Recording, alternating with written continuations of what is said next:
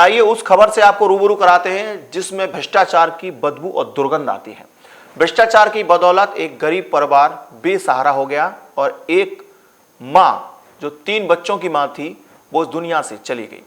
आपको दिखाने जा रहे हैं मथुरा जनपद के सुरीर थाना क्षेत्र के अंतर्गत गांव सिकंदरपुर नगला जगरूपा में, जहां पर भर भराकर एक छत उन बच्चों और मां पर गिर पड़ी जो छत के नीचे सो रहे थे। मां की मौत हो गई और बच्चे अब बिन मां के हो गए। बताया जाता है 5,000 रुपए का रिश्वत का खेल ग्राम प्रधान प्रतिनिधि से चला और एडीओ तक पहुंचा। एडीओ और ज्यादा पैसों की मांग करने लगे जो कि गरीब परिवार पूरी नहीं कर सका। और हाल क्या हुआ ये आप खबर में देखिए। मथुरा जनपद के सुरीर थाना क्षेत्र के अंतर्गत सिकंदरपुर नगला जगरूपा में उस समय दर्दनाक हादसा घटित हो गया जब एक कच्चा मकान भर भरा कर गिर पड़ा, जिसके नीचे एक महिला और 3 बच्चे दब गए। मकान गिरने की आवाज़ से आसपास के क्षेत्र में हड़कंप मच गया। आनन फानन में गांव के ग्रामीणों द्वारा सहायता के लिए मलबे में दबे बच्चे और महिला को निकाला गया। मकान के मलबे में महिला, जिसका नाम बीना बताया जा रहा है, उसकी घटनास्थल पर ही मौत हो गई, जबकि अन्य घायल बच्चों को इलाज के लिए अस्पताल में भर्ती कराया गया। यह हादसा इतना भयानक था कि देखने वालों के रोंगटे खड़े हो गए।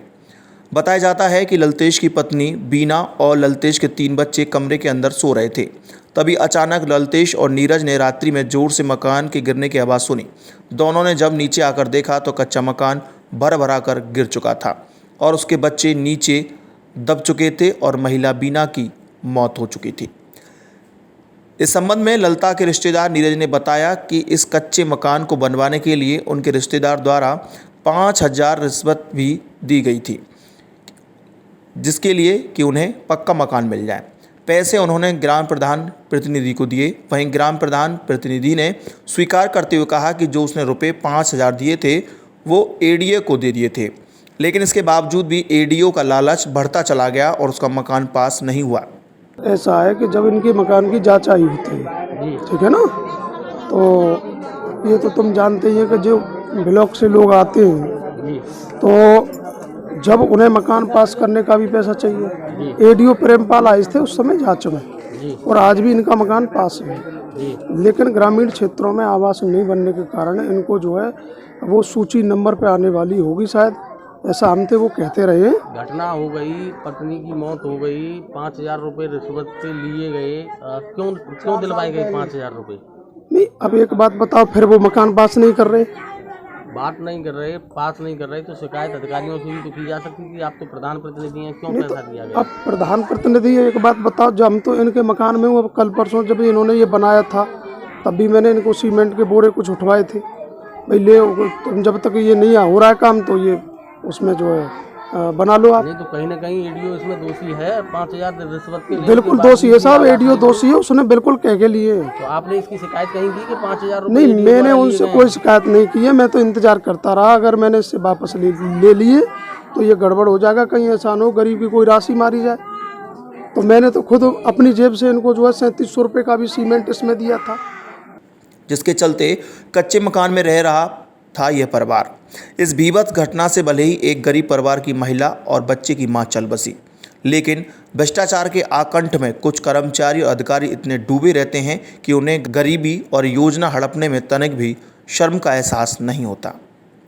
वहीं इस संबंध में मृतक बीना के भाई नीरज ने बताया कि यदि पक्का मकान बन गया होता तो उनकी बहन की दर्दनाक मौत नहीं होती, लेकिन भ्रष्टाचार के दरिंदों ने उनकी बहन को छीन लिया। फिलहाल मैं यहीं आया हुआ था, ये हमारे जीजा हैं, मैं साला हूँ।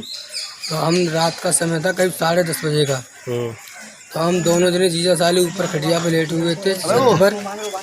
तो अचानक एक संग मकान गिरने की आवाज़ आई, धड़क धड़क, तो मकान गिर चुका था। हम नीचे पहुँचे तो हमारे बच्चे, 3 बच्चे और एक हमारी बहन जी उसके अंदर दबे हुए थे। तो बच्चे तो हमने ऐसे तैसे करके कैसे भी यहाँ से निकाल लिए। तो हमने शोर मचाया, फिर गांव वाले आए, गांव वालों की मदद मिली, थोड़ी बहुत मदद मिलने से तो हमने बहन जी को भी निकाला अपनी को। तो बहन जी निकालते समय ही वहीं की वहीं ख़त्म निकली थी, उनमें कोई सांस नहीं थी और गांव वालों ने खूब हेल्प की थी। वहीं संबंध में घटनास्थल पर पहुंचे उपजिलाधिकारी माट ने जांच का हवाला देते हुए कहा कि उनके संज्ञान में मामला आया है, वह जांच कराकर उचित कार्रवाई करेंगे। ललितेश का मकान गिरा, उनकी पत्नी श्रीमती बीना का स्वर्गवास हो गया है जी। मकान कड़ी का बना हुआ, मिट्टी का बना हुआ सर। बताया जा रहा सर इन्होंने आवेदन किया था 4 साल पहले, प्रधान पे आरोप लगाया इन्होंने कि 5,000 रुपया उसने रिश्वत का लिया है। ऐसा कोई मामला आपके संज्ञान में आया है? नहीं, अभी पता लगा, उसके लिए वीडियो साहब से जाँच करता हूँ, जाँच करने में निकलेगा। क्या सहायता इन्हें मिलेगी? नहीं, इसके शव को पोस्टमार्टम के लिए 95,000 भेजा जा रहा है जी और दैवीय आपदा की है, बरसात की महीने हो रही थी, इससे दीवार गिरी है जी। तो दैवीय आपदा के लिए 4 लाख रुपया। वहीं जिलाधिकारी द्वारा भी इस मामले का संज्ञान लिया गया है। उन्होंने कहा कि जांच कराकर जो भी दोषी होगा उसके विरुद्ध कार्रवाई की जाएगी और आर्थिक सहायता भी सरकार पीड़ित परिवार को देगी। नहीं, देखिए, इस संबंध में मुझे जानकारी हुई, सुबह 7 बजे ही एसडीएम मौके पे थे और उन्होंने मुझे बताया कि एक पुराना मकान था मिट्टी का बना हुआ, जिसमें पाट पड़ी हुई थी, पटा हुआ था, उसमें वो बैठने के कारण एक महिला की मौत हुई है। एसडीएम को निर्देशित किया गया कि इसमें जो भी अनुमन्य सहायता होती है उनको तत्काल उपलब्ध करा दी जाए उस परिवार को, और इस दुख की घड़ी में हम लोग उस परिवार के साथ हैं।